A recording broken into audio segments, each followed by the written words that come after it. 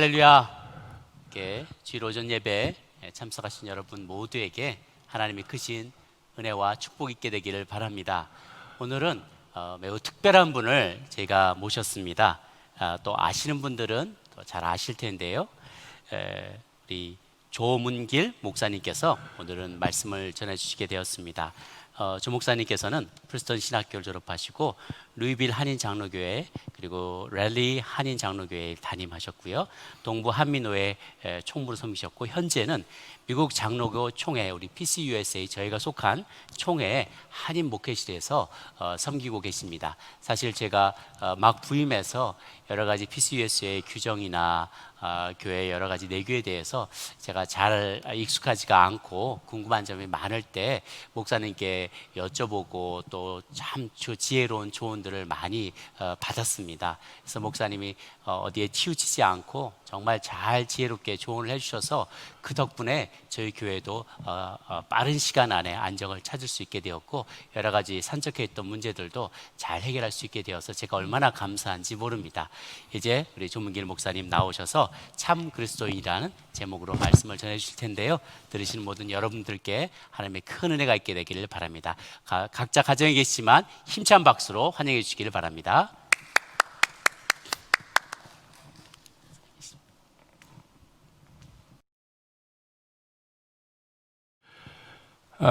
여러분 반갑습니다. 저는 방금 우리 손 목사님 소개하신 대로 저는 미국 장로교 총회에서 한인 목회실을 섬기고 있는 조문길 목사입니다. 미국 장로교 총회는 루이빌 켄터키 주에 위치하고 있고요. 우리 교단에는 지금 한 9,000개의 교회가 있고 그 중에 한 350개의 한인 교회들이 있습니다. 그 350개 한인 교회 가운데 우리 아틀란타 연합 장로교회 오랫동안 또 목사님을 기다리셨는데 이 남부의 대표적인 교회에서 또 목사님 오셔서 교회가 안정되고 또 회복되고 부흥되는 모습을 보면서 하나님께 먼저 감사하고 또 당회와 성도님들께 감사드리며 목사님과 함께 또 앞으로 이 땅에 하나님의 나라를 일구시는 일들이 복되고 열매가 있기를 간절히 간구합니다. 우리는 지금 모두가 한 번도 경험해 보지 못한 참 무겁고 어두운 시간을 지나고 있습니다. 저는 교단 총회를 대신해서 또 350개 한인교회를 대신해서 먼저 여러분들께 문안드립니다. 먼저 건강들 하시고요. 그리고 하시는 산업과 또 가정과 자녀들 위해 주님의 은혜와 평강이 같이 하시기를 간구합니다. 그리스도인이라는 단어가 성경에 처음 등장하는 곳이 사도행전 11장 26절입니다. 바나바와 사울이 안디옥에서 제자들을 1년 동안 가르치고 나서 그들을 그리스도인이라고 부르게 된 겁니다.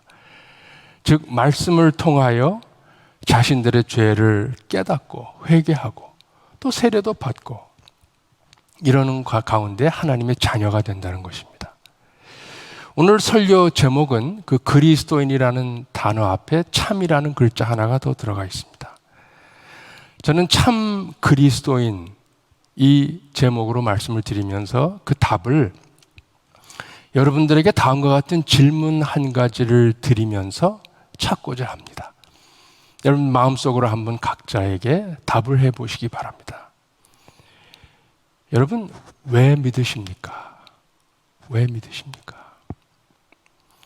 이런 질문을 가끔 드려보면 가장 흔하게 나오는 대답이 구원받기 위해서 믿는다는 것입니다. 구원받기 위해서. 그 답이 틀린 답은 아닌 것 같습니다. 그러나 무언가 짙은 아쉬움이 있고 굳이 점수를 매기자면 100점을 주기에는 좀 부족한 부분이 있는 답인 것 같습니다. 그럼 정답은 무엇인가? 정답은 다음과 같습니다. 정답은 나를 지으신 하나님 앞에서 하나님이 원하시고 바라시는 참된 내가 되어져 가기 위해서 우리는 믿는 것입니다. 다시 말씀드립니다. 나를 지으신 하나님 앞에서 하나님이 원하시고 바라시는 참된 내가 되어져 가는 것. 그것이 바로 우리가 믿는 이유입니다.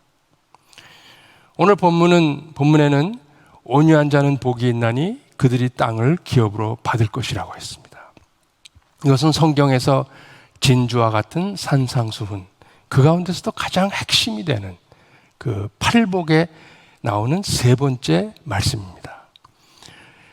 온유 그러면 우리는 일반적으로 우리에게 와닿는 의미가 얌전하다, 또 내성적이다, 소심하다, 어떤 때는 패기가 없다, 우유부단하다, 그런 느낌을 우리가 갖게 됩니다. 이런 선입관 때문에 우리는 온유한 사람 그러면 그렇게 긍정적으로 보기보다는 뭔가 좀 별로 원치 않는 그런 성품으로 우리가 볼 수도 있습니다. 그보다 온유하기보다는 차라리 도전적이고 적극적이고 카리스마적인 그런 성향을 좋아할 때가 있습니다. 그런데 본문의 온유의 의미는 일반적으로 우리가 이해하고 있는 그러한 온유의 의미와는 거리가 꽤 멉니다. 우리 미국 장로교 목사님 가운데 지금은 몇 해 전에 돌아가셨지만 유진 피러슨이라는 목사님이 계십니다.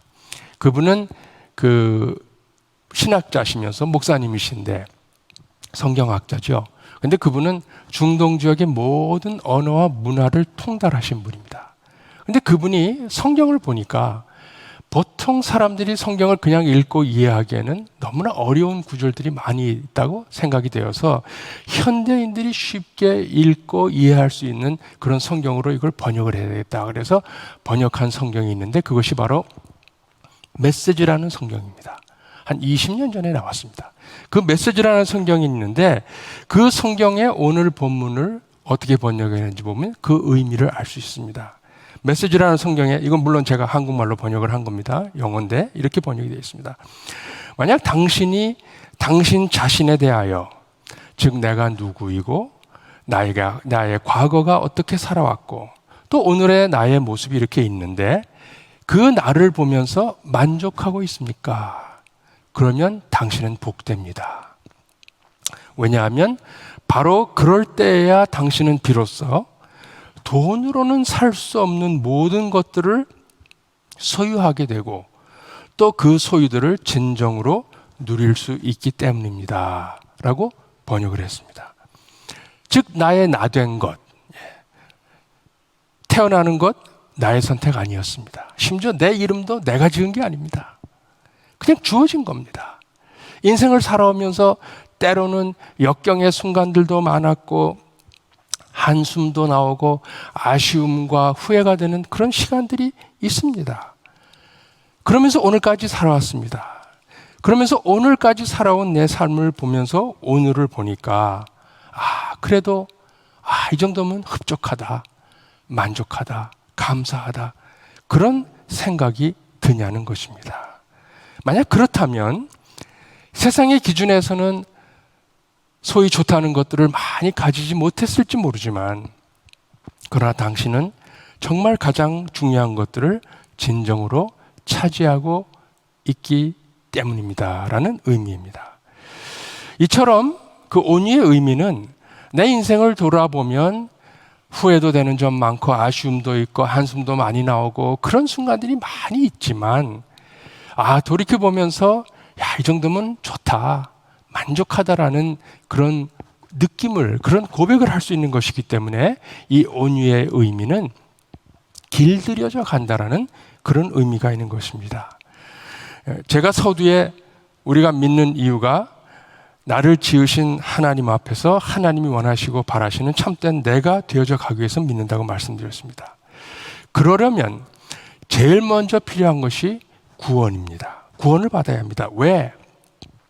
예수가 믿어져야 그 뒤에 계신 하나님이 살아계시고 그 하나님이 나를 창조하셨을 뿐만 아니라 나를 향하신 바라시는 모습이 있다는 것이 믿어지기 때문에 그렇습니다. 그래서 예수 그리스도는 이 믿음의 생활의 선결 조건입니다. 첫 번째 조건입니다. 그러나 결코 단순하게 예수를 믿고 구원을 받는 것이 우리 신앙생활의 궁극적인 목표는 될 수 없다는 말씀입니다. 구원은 단지 신앙의 첫 번째 단계이고 그 다음부터는 평생 동안 길들여져 가는 것이라는 말씀입니다.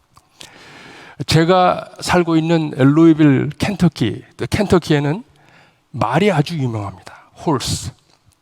그래서 매년 5월 첫째 토요일이면 켄터키 더비라는 게 열립니다. 물론 금년에는 코로나 때문에 레이벌데이로 연기가 됐습니다만은, 근데 경마대회입니다. 쉽게 말해서 10여 마리의 말이 달리는데 사람들이 저마다 돈을 걸어서 자기가 돈을 건 말이 우승하면 배당금을 타가는 겁니다.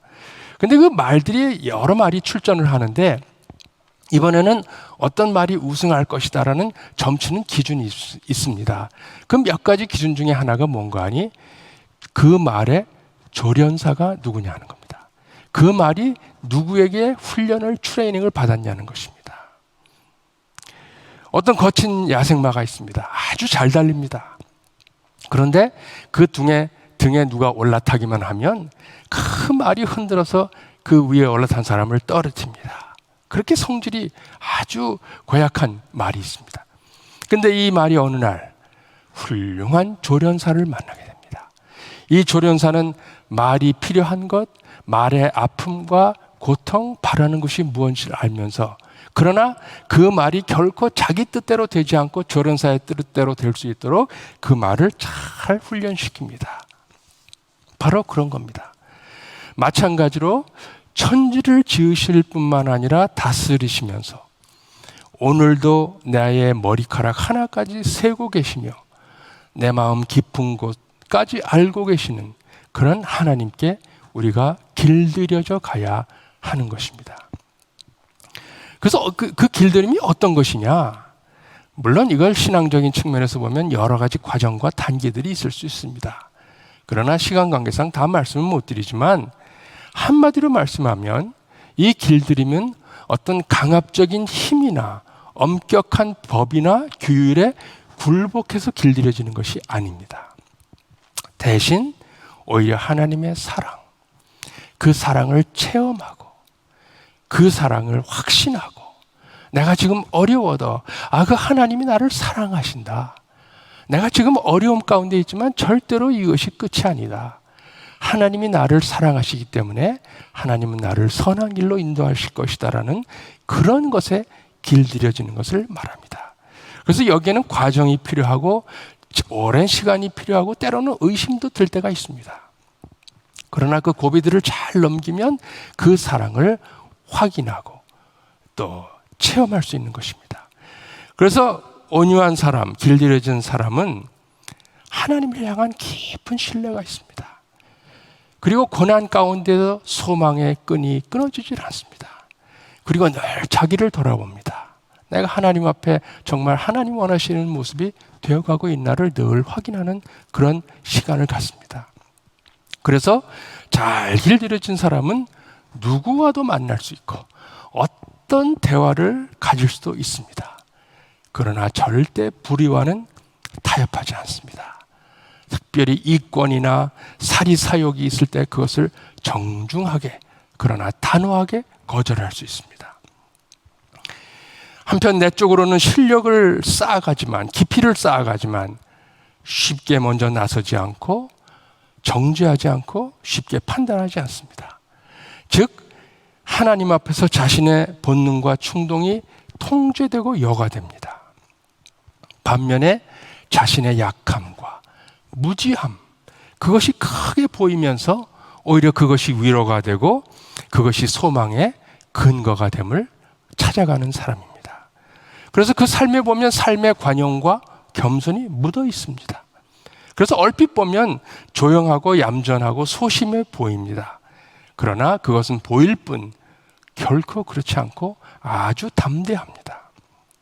그래서 하나님께 길들여진 사람은 세상에 대해서는, 즉 세상의 삶의 방식에 대해서는 대단히 부자연스럽지만 하나님과의 관계, 즉 하나님 나라의 삶의 방식에 대해서는 아주 자유합니다.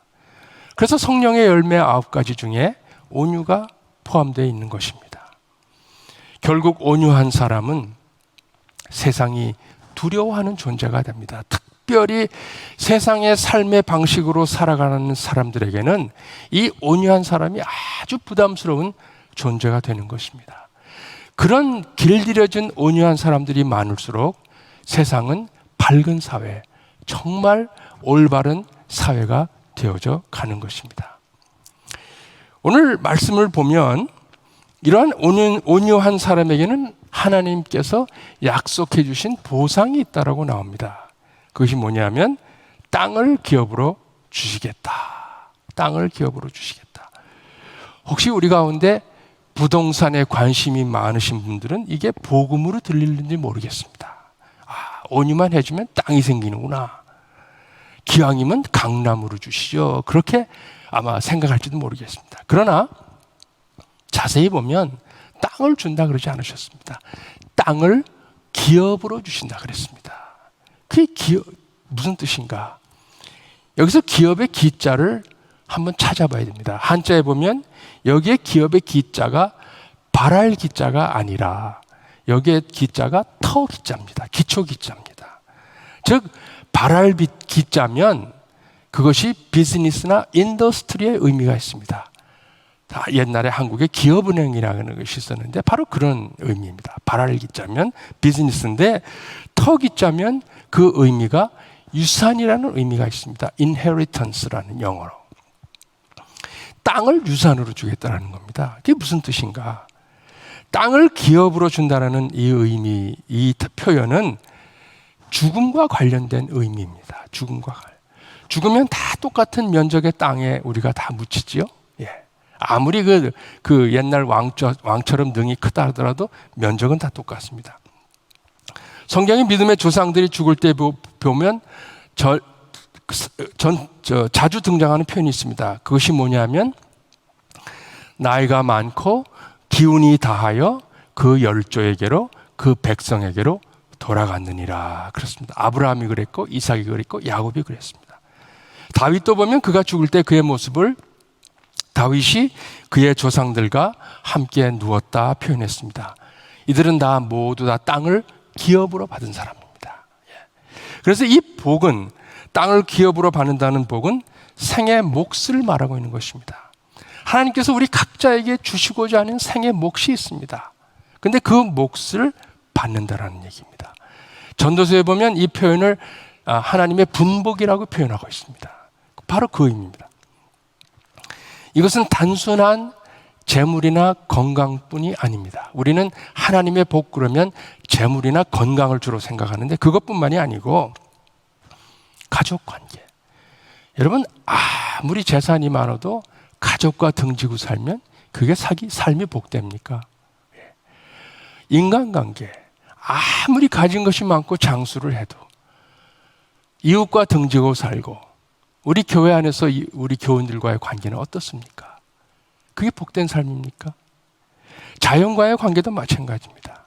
지금 코로나도 학자들에 의하면 이것이 그 이유가 예전에는 동물들이 차지했던 면적이 있었는데 점점 인간이 동물들이 차지하는 면적을 뺏어서 사람들이 들어가 살면서 동물 안에 있던 바이러스가 결국에는 사람에게 넘어왔다. 그런 논리를 피는 학자들도 많이 있습니다.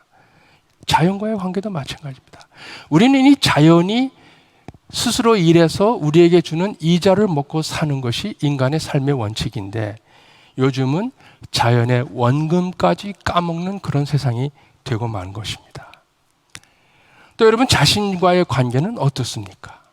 내 인생을 돌아보면서 결코 기억하고 싶지 않고 기억에서 지워버리고 싶고 누구에게도 알리고 싶지 않은 그런 순간들이 있지 않습니까? 여러분 그런 아픔들의 순간들 그것들에서 여러분들 얼마나 자유로워지셨고 자기 자신과 얼마나 화해하고 계십니까? 그것이 이루어져야 된다는 겁니다.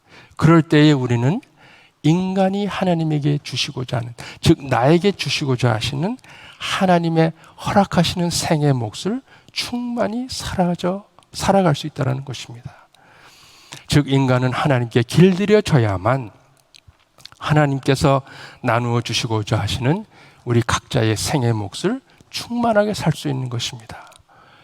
오늘날 세상을 보면 길들여지지 못해서 그 삶의 생의 몫을 충만히 살지 못하는 사람들이 너무 많은 것을 봅니다. 요즘 미국이 참 위기를 맞은 것 같은데 한국도 보면 뉴스를 보다 보면 이러다 무슨 일 나는 거 아닌가 그런 생각이 들 때가 있습니다. 대다수인의 정치인은 물론이고요. 많은 국민들이 철저하게 자기의 욕망과 욕정과 욕심에 길들여져 있는 것을 보게 됩니다. 그들의 모습을 보면 세상의 삶의 방식으로 사는 데는 아주 편안하고 자유합니다. 그러나 하나님의 삶의 방식으로 살아가는 데에는 아주 그들은 부자유한 것 같습니다. 제가 총회에 있다 보니까 총회 사역의 특성상 많은 교회 소식을 듣고 또 목사님들과 장로님들과 대화도 나누고 때로는 방문도 하고 이럽니다. 그 중에 보면 즐겁고 좋은 일들도 많이 있습니다. 그러나 때로는 마음 쓰는 그런 일도 종종 있다는 것을 또 고백하지 않을 수 없습니다. 그런데 그럴 때 제가 느끼는 것은 여러 가지 생각이 들지만 제 마음에 드는 생각이 아직 하나님께 많이 길들여지지 못했구나. 그런 제 마음의 느낌을 갖게 됩니다. 그럼 그 결과는 뭐가 됩니까? 하나님의 뜻도 이루지 못하고 자신에게 하나님께서 주시고자 하시는 생의 목도 충만하게 살아내지 못하는 그런 안타까운 일들이 우리에게 가끔 있습니다. 이처럼 온유하지 못해서 자기에게 허락된 생의 몫을 충만하게 살지 못하는 사람들은 성경에도 여럿이 등장합니다. 그들 모두는 자기의 욕망과 분노와 충동에 따라서 사는 데는 아주 자유로웠습니다. 그러나 하나님의 말씀대로 하나님과 관계 안에서 순종하며 사는 데에는 대단히 부자연스러운 사람들이었습니다. 가인이 어땠습니까? 동생에 대한 질투로 살인을 합니다. 그래서 농사를 지어도 열매를 못 얻고 결국 하나님이 만드신 땅에서 유리방황하게 됩니다. 에서는 어떻습니까? 아브라함의 증손자입니다. 그런데 그의 육적 욕망과 충동과 경솔함 때문에 팥죽 한 그릇에 장자권을 팔고 그는 안타까운 삶을 살게 됩니다. 바로 이런 예들이 성경에도 많이 나옵니다. 그래서 길들임이라는 게 얼마나 중요한지 모르겠습니다. 저는 최근 들어서 이렇게 제가 고민이 생겼습니다. 그게 뭐냐면 이제 제 나이가 이제 은퇴가 저만치 보이는 나이다 보니까 앞으로 은퇴하고 남은 생애를 어디 가서 어떻게 살다가 생을 마감해야 되나 그런 고민이 저에게 좀 차지하고 시작했습니다. 그 이유가 뭐냐면 제 생애를 보니까 고향이 없어요. 저희 부모님은 이북서 1사후퇴 때 내려오셔서 전쟁 끝나고 저는 서울 종로 3가에서 태어났습니다.